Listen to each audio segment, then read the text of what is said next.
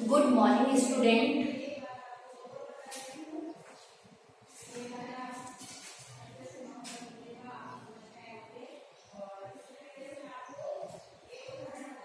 Good morning student. आज मैं Shri Kheteshwar English academy की ओर से जो यूट्यूब पे क्लासेस चलाई जा रही है उसमें मैं क्लास 6 का स्वागत करती हूँ। क्लास 6 के साइंस सब्जेक्ट को मैं आज पढ़ाने जा रही हूँ और हमारा फर्स्ट चैप्टर है सोर्स ऑफ फूड। देखो बच्चों, सबसे पहले तो आप मुझे ये बताइए, क्या आप बुक लेके आ चुके हैं?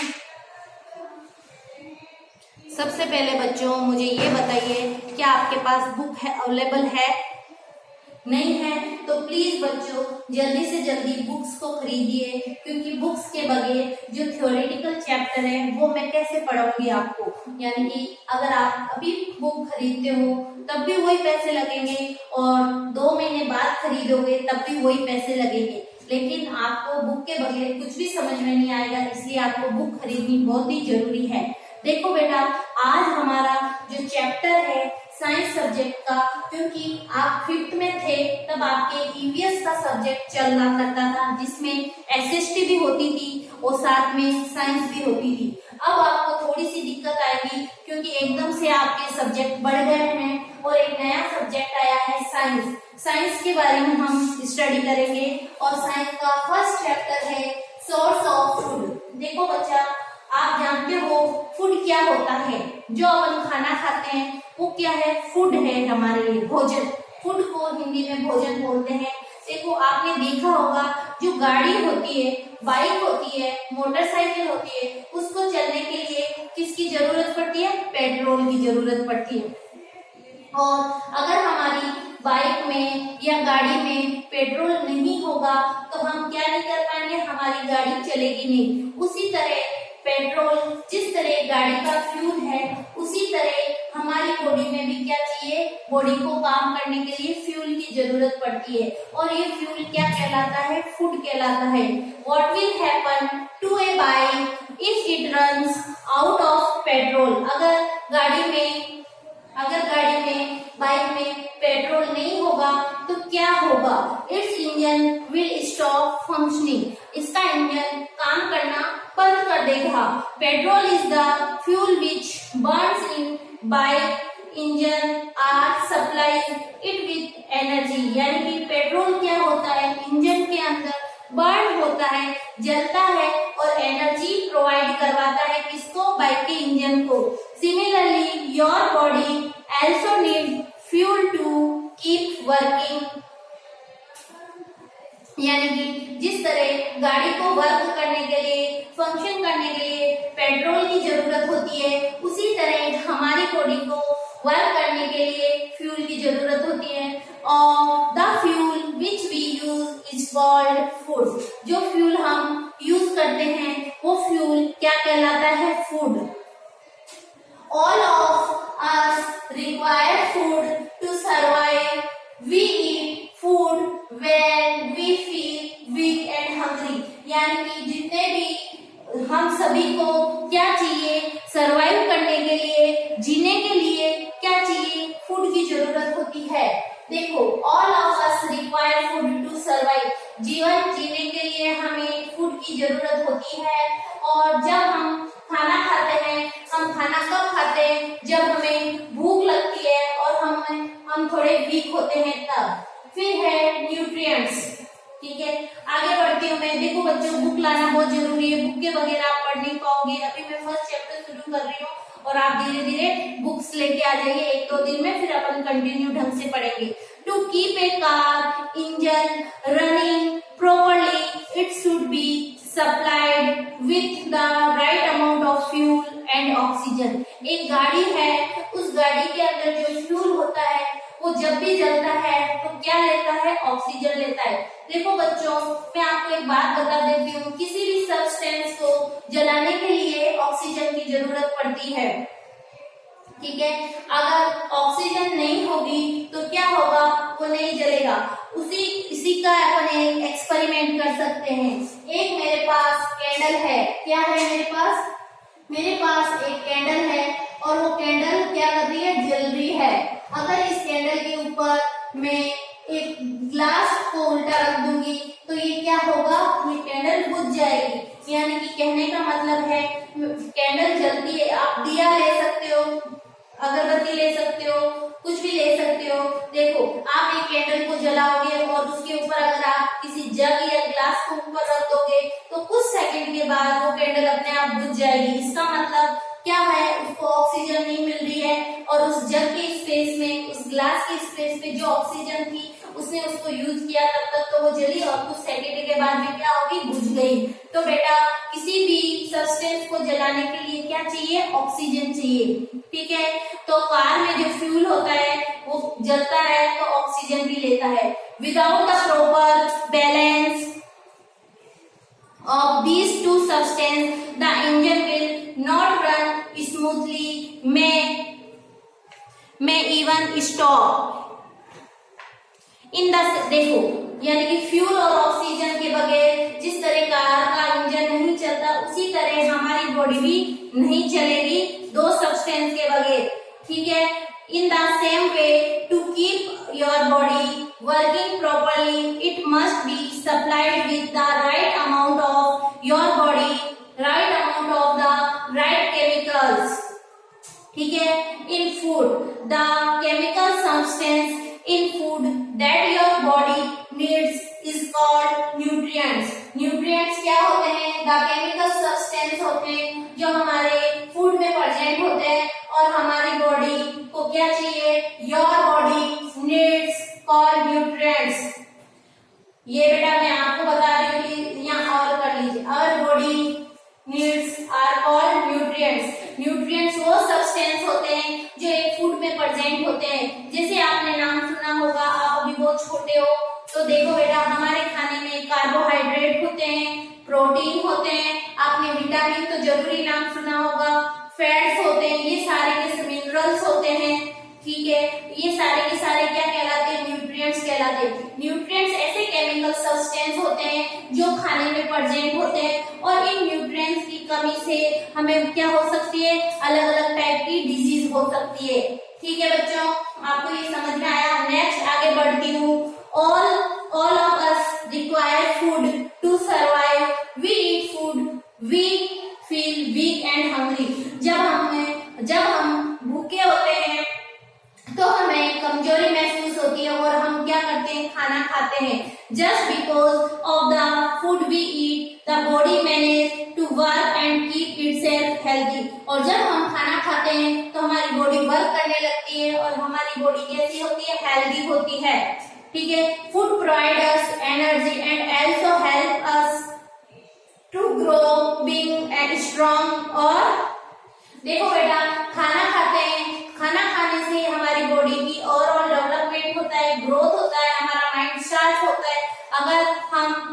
अगर ढंग से खाना नहीं खाएंगे तो हमारी ग्रोथ भी नहीं होगी और हमारे खाने में किसी भी न्यूट्रिशन की कमी से क्या हो सकता है, हम मेल न्यूट्रिशन के शिकार हो सकते हैं। यानी कि मेल न्यूट्रिशन यानी कुपोषण। आपने देखा होगा किसी भी एक सब्सटेंस की लंबे टाइम तक अगर बॉडी में लगातार कमी होती रहेगी तो उसकी वजह से हमें कुछ डिजीज हो जाएगी। ठीक है बेटा, देखो the food we eat digested by our digestive system and the nutritive elements are supplied to the body cells. The cell of a body must always be supplied with food, else they will stop working। अगर हमारी body में food की supply लगातार नहीं होगी तो हमारी body work करना बंद कर देगी।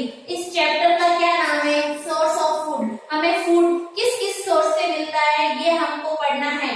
तो सबसे पहले अपन ने फूड की डेफिनेशन देखी और फूड के बाद अपन ने न्यूट्रिएंट्स को देखा। अब अपन देखेंगे फंक्शन ऑफ फूड। पहले एक बार आप इसको नोट कीजिए, फिर मैं आपको आगे बढ़ाती हूँ।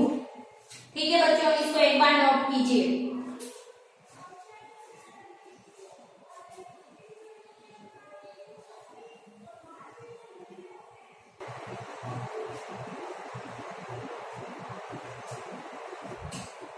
देखो बच्चों, अभी अपन ने फूड के बारे में बात की थी कि कि हम खाना खाते हैं और खाना हमारी बॉडी में फ्यूल का काम करता है। ठीक है बेटा, फ्यूल का मतलब, क्योंकि जिस तरह बाइक को चलाने के लिए फ्यूल पेट्रोल की जरूरत होती है, उसी तरह हमारी बॉडी को चलाने के लिए भी हमें फ्यूल यानी कि फूड की जरूरत होती है। अब हमें यहाँ पढ़ना है फंक्शन ऑफ फूड, यानी कि फूड के क्या क्या फंक्शन है, फंक्शंस ऑफ फूड। हम जो फूड खाते हैं वो फूड हमारी बॉडी में क्या क्या वर्क करता है, क्या क्या फंक्शन करता है। ठीक है बेटा, देखो पहला मैंने लिखा है to provide energy for various activities of the body, यानी कि बॉडी की अलग अलग एक्टिविटी को करवाने के लिए हमें ये क्या देता है, एनर्जी देता है। टू प्रोवाइड एनर्जी, ये हमें एनर्जी प्रोवाइड करवाता है और उसकी वजह से हम अलग अलग बॉडी के फंक्शन करते हैं। देखो बेटा, आप जब भूखे हो जाते हो, आपने देखा होगा कि मम्मा या हमारे घर में कोई भी बड़े बुजुर्ग जब फास्ट करते हैं तो वो क्या होता है, फास्ट में क्या होता है, खाना नहीं खाते हैं और खाना नहीं खाने की वजह से उनकी बॉडी में वीकनेस हो जाती है। आप भी जब स्कूल से घर जाते हो, घर जाते ही आपको बहुत जोरों की भूख लगती है, यानी कि वीकनेस की फील होती है। तो बेटा जो खाना होता है उस खाने से हमें एनर्जी मिलती है और उसी एनर्जी से हम क्या करते हैं, अपनी बॉडी के डिफरेंट फंक्शन करते हैं, डिफरेंट एक्टिविटी करते हैं। कोई भूखे कोई काम थोड़ी कर पाते हैं। ठीक है, नेक्स्ट है to protect the body from disease and keep it, यानी कि ये अगर हम अच्छा खाना खाएंगे तो हमारी इम्यूनिटी पावर अच्छा होगा। आपने देखा होगा अभी कोरोना महामारी बहुत ज्यादा फैली हुई है, लेकिन बाकी देशों की तुलना में हमारे इंडिया के लोग कम संक्रमित हुए, क्योंकि इंडिया के लोगों की क्या है बेटा, इम्यूनिटी पावर अच्छा है, क्योंकि यहाँ के लोगों का खान पान अच्छा है, यानी कि ये जो फूड इंटेक करते हैं उस फूड की वैरायटी अच्छी है, हेल्दी फूड लेते हैं। तो क्या हुआ, कोरोना से कम लोग संक्रमित हुए। तो to protect the body from disease and keep it healthy, यानी कि ये क्या करता है, जो फूड होता है वो हमारी बॉडी को प्रोटेक्ट करता है, किससे, डिजीज से प्रोटेक्ट करता है। अच्छा खाना खाते हैं जो बच्चे वो जल्दी से बीमार नहीं होते हैं, लेकिन जो खाना कम खाते हैं या अच्छा नहीं खाते वो बच्चे जल्दी से बीमार हो जाते हैं। तो खाना हमें किससे प्रोटेक्ट करता है बेटा, डिजीज से प्रोटेक्ट करता है। नेक्स्ट लिखा है फॉर रिप्रोडक्शन, रिप्रोडक्शन का मतलब होता है जन्म करना। रिप्रोडक्शन का मतलब होता है अपने जैसे बच्चों को पैदा करना। आपने देखा होगा जो प्रेग्नेंट लेडी होती है उसको अपन अच्छा न्यूट्रिशन देते हैं ताकि वो अच्छे से रिप्रोडक्शन कर सके। ठीक है बच्चों, नेक्स्ट है for growth and development of the body, यानी कि बॉडी के ग्रोथ और डेवलपमेंट। ग्रोथ का मतलब होता है विकास करना और उसमें क्या होना, डेवलपमेंट करना। ग्रोथ का मतलब होता है वृद्धि यानी बढ़ना और डेवलपमेंट का मतलब होता है विकास, यानी कि अच्छा खाना खाएंगे तभी हमारी ग्रोथ बढ़ेगी। आपने देखा होगा अपन छोटा सा प्लांट भी लगाते हैं तो उस प्लांट को अपन पानी देते हैं ताकि वो क्या करे, ग्रोथ करे। ठीक है, और तो अच्छा खाना खाने से हमारी ग्रोथ अच्छी होगी और डेवलपमेंट हमारा अच्छा होगा।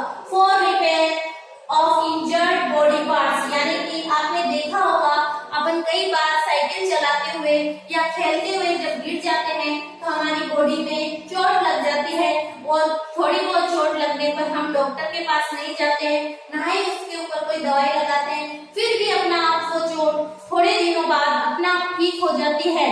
तो वो अपना आप रिपेयर कैसे हुई, वो हमारे न्यूट्रिशन की वजह से हुई। हमने अच्छा खाना खाया तो हमारे जो इंजर्ड पार्ट थे, जो चोटिल भाग थे, इंजर्ड पार्ट थे, वो जल्दी से रिपेयर हो गए। तो बच्चों आपके फूड के 5 फंक्शन हैं वो आपको याद हो गए होंगे। पहला था to provide energy for various activities of the body, यानी कि बॉडी को एनर्जी प्रोवाइड करती है जो अलग अलग एक्टिविटी करती है। नेक्स्ट है to protect the body from disease and keep it healthy, क्या करता है, डिजीज से हमारी बॉडी को प्रोटेक्ट करता है और हमारी बॉडी को हेल्दी बनाए रखता है। फिर नेक्स्ट था फॉर रिप्रोडक्शन, यानी रिप्रोडक्शन यानी कि अपने जैसे बच्चों को उत्पन्न करने में भी फूड हमारी मदद करता है। नेक्स्ट है for growth and development of the body, body की ग्रोथ और डेवलपमेंट के लिए हमें अच्छा खाने की जरूरत होती है।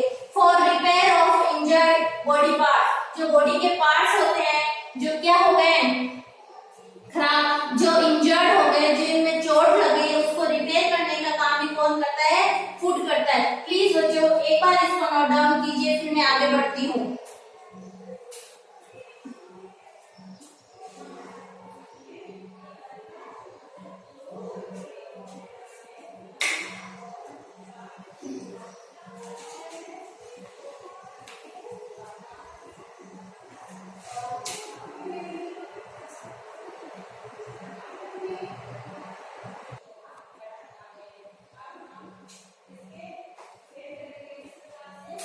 बच्चों इधर देखिए, वेराइटी इन फूड। देखो आपको सबको पता है जो वेराइटी होती है, अपन जैसे ब्रेकफास्ट में, आपको पता है वेराइटी का मतलब होता है कि खाने में अलग अलग टाइप, जैसे मम्मा कई बार खिचड़ी बनाती है, कई बार चावल बनाती है, पुलाव बनाती है, राजमा बनाती है, इडली बनाती है, चपाती बनाती है, तो ये क्या होगी बेटा? वेराइटी होगी। तो देखो there are so much variety in the food, we eat different food item at different times of the day, यानी कि हम एक दिन में अलग अलग टाइम पर अलग अलग फूड इंटेक करते हैं। Food eaten at breakfast, lunch and dinner is different. हम जो खाना ब्रेकफास्ट में लेते हैं और वो खाना हम फिर बाद में लंच में नहीं लेते। देखो ब्रेकफास्ट में कुछ अलग होता है खाना, लंच में अलग होता है और डिनर में अलग होता है। तो जैसे ब्रेकफास्ट में मैंने राइस, मटर, पनीर, एप्पल एंड पल्सेस ली है, तो मैं लंच में बनाना, चपाती, एग और मिल्क ले सकती हूँ। उसी तरह डिनर में पराठा, सलाद, दही बड़ा एंड चपाती। यानी कि कहने का ये मतलब है जो फूड होता है उसमें अलग अलग वेराइटी होती है। राइस हो सकते हैं, मटर पनीर हो सकती है, एप्पल हो सकते हैं, फ्रूट हो सकते हैं, वेजिटेबल्स हो सकते हैं, या पल्सेस हो सकते हैं, सीरियल्स हो सकते हैं।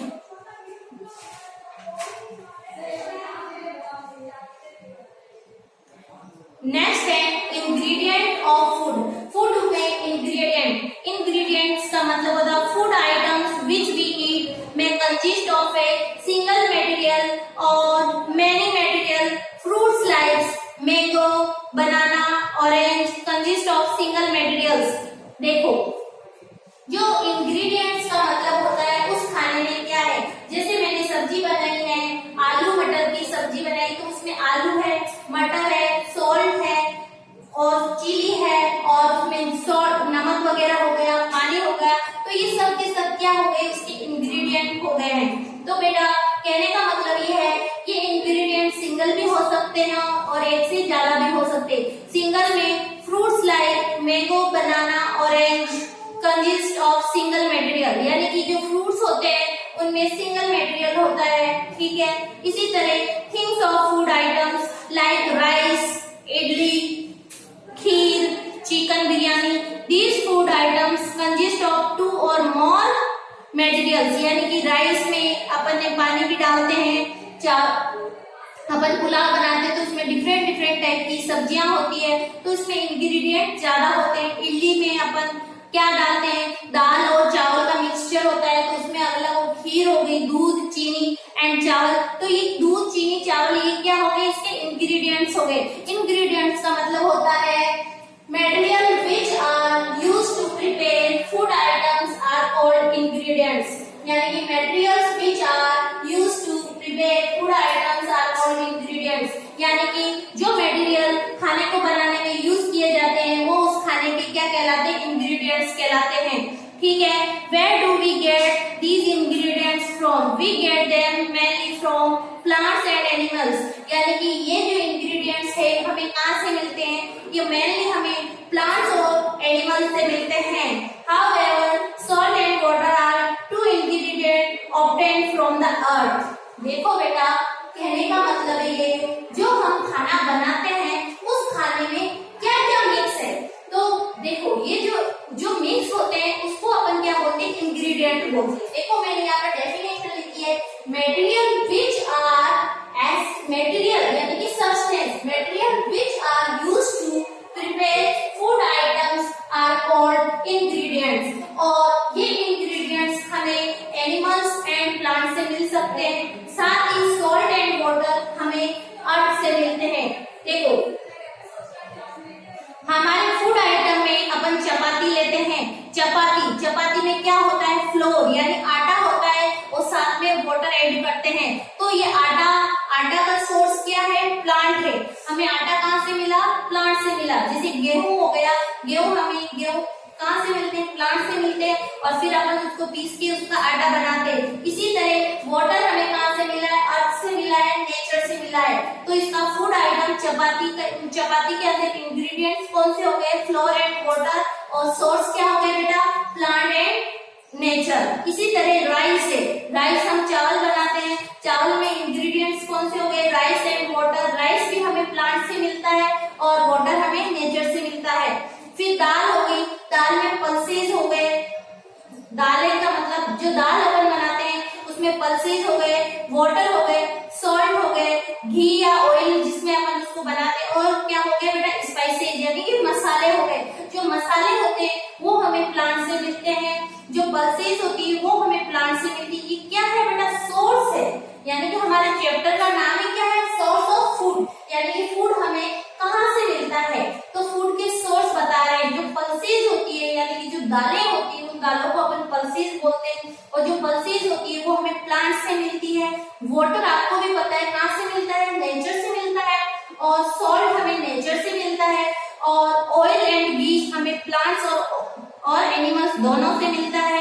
प्लांट ऑयल हमें पता है ना, तेल कहाँ से निकलता है, बीज, जैसे सरसों के बीज हो गए, मूंगफली के बीज हो गए, इनमें तिल के बीज हो गए, उनमें से अपन क्या करते हैं, ऑयल को बाहर निकालते हैं। तो घी हमें किससे मिल गया, एनिमल से। अपन दूध से मलाई निकालते हैं, मलाई से अपन घी निकालते हैं, ठीक है। और अब अपन देखो इडली में क्या होती है, आपने इडली खाई होगी। इडली के अंदर राइस होते हैं और उड़द दाल होती है, सॉल्ट होता है और वाटर होता है। जो इडली होती है उसमें जो राइस है वो हमें प्लांट से मिलते हैं, उड़द की जो दाल है वो भी हमें प्लांट से मिलती है, सॉल्ट आपको मैं बार बार बता चुकी हूँ हमें नेचर से मिलते हैं, और वाटर भी हमें नेचर से मिलता है। अब खीर हो गई, खीर क्या है, हमारा फूड आइटम है, और इसके अंदर इंग्रेडिएंट कौन से हो गए, मिल्क, राइस एंड शुगर और ड्राई फ्रूट्स। ड्राई फ्रूट्स हमें प्लांट से मिलते हैं, और मिल्क हमें एनिमल से मिलता है, और राइस हमें प्लांट से, और शुगर भी हमें प्लांट से मिलती है। शुगर आपको पता है शुगर कैसे मिलती है, गन्ना जो होता है उसके रस से हम शुगर बनाते हैं।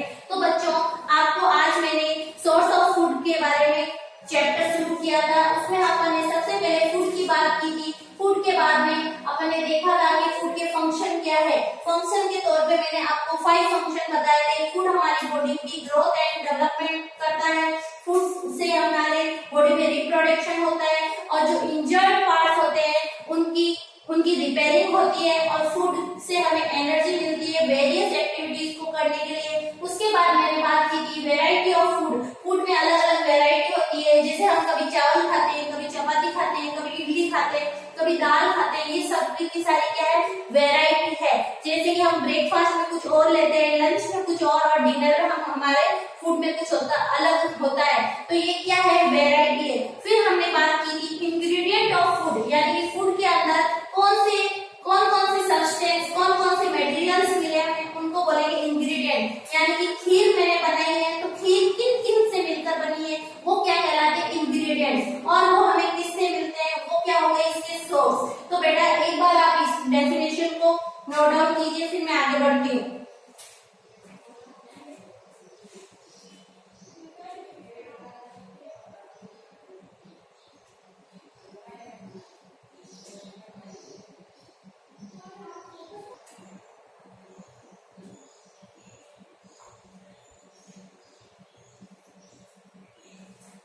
देखो बच्चों आज का होमवर्क है name the ingredients used in the following cooked food items.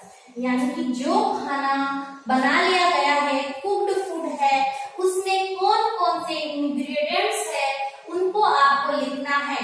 वैसे मैंने यहाँ लिख दिए हैं, आपको दिक्कत नहीं आएगी। देखो चपाती क्या है, रोटी किससे मिलकर बनी है, फ्लोर से और वाटर से। फिर मैंने लिखा है वेजिटेबल राइस, यानी कि पुलाव, ऐसा राइस जिसके अंदर ढेर तो इसके अंदर इंग्रेडिएंट्स क्या हो गए, किस मटेरियल से ये मिलकर बनी है, इसी को अपन इंग्रेडिएंट्स बोलेंगे। राइस, वाटर एंड वेजिटेबल्स से मिलकर बना है। फिर मैंने लिखा है खीर। खीर किससे मिलकर बनी है, milk, rice and sugar. Milk, rice and sugar से ये क्या मिलकर बना है, खीर मिलकर बनी है। तो मिल्क, राइस और शुगर क्या कहलाएंगे, इनके इंग्रेडिएंट्स कहलाएंगे। फिर है दाल। जो दाल होती है वो पल्सेस से मिलकर बनी होती है और उसके अंदर वाटर होता है, सॉल्ट होता है, ऑयल और घी होता है और साथ में स्पाइसेस होते हैं। फिर मैंने लिखा है इडली।